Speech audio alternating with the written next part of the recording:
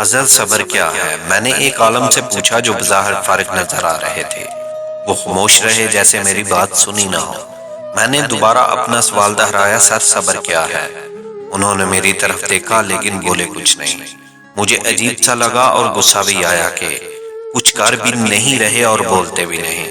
میں اٹھ کر جانے لگا تو کہنے لگے صبر انتظار ہے۔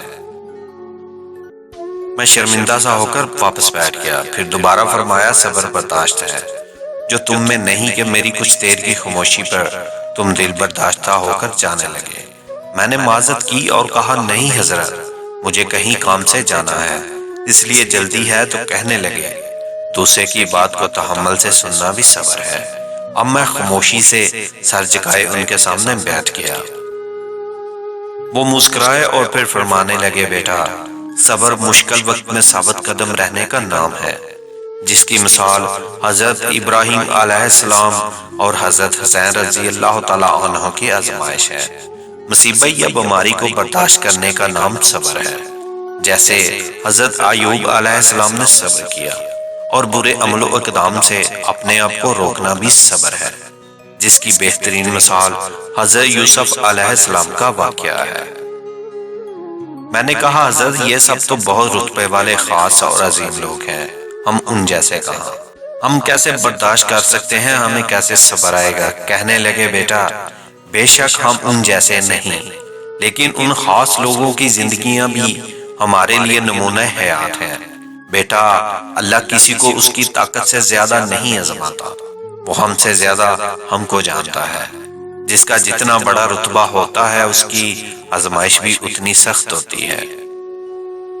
رہا یہ کہ صبر کیسے آتا ہے، تو بیٹا توکل صبر کا سب سے بڑا ساتھی ہے۔ اگر آپ اللہ پر توکل رکھتے ہیں تو ممکن ہی نہیں ہے کہ صبر آپ کو حاصل نہ ہو۔ قرآن میں ارشاد ہے بے شک بغیر رب کی عطا کیے آپ صبر حاصل نہیں کر سکتے۔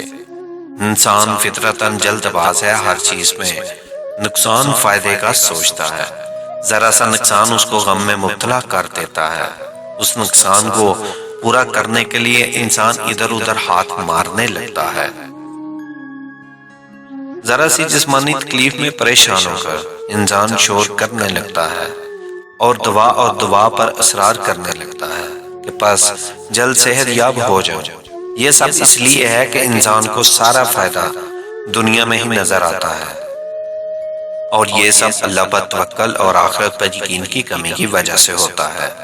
اللہ تعالیٰ نے زندگی اور موت کو انسان کی آزمائش کے لیے پیدا فرمایا ہے، اور انسان بھول جاتا ہے جب آپ کو دنیا کے مقابلے میں آخرت کے دگنے اجر کا یقین ہوتا ہے۔ بیماری اور مشکلات میں اپنے گناہوں میں کمی اور درجات کی بلندی کا یقین ہوتا ہے، اور یہ یقین ہوتا ہے کہ اللہ سب اس کی بہتری کے لیے کرتا ہے، تو پھر یہ نقصان بیماری انسان کے لیے کوئی معنی نہیں رکھتے ہیں۔ اس کو اپنا فائدہ آخرت میں دوہرے اجر اور جنت کی صورت میں نظر آ رہا ہوتا ہے۔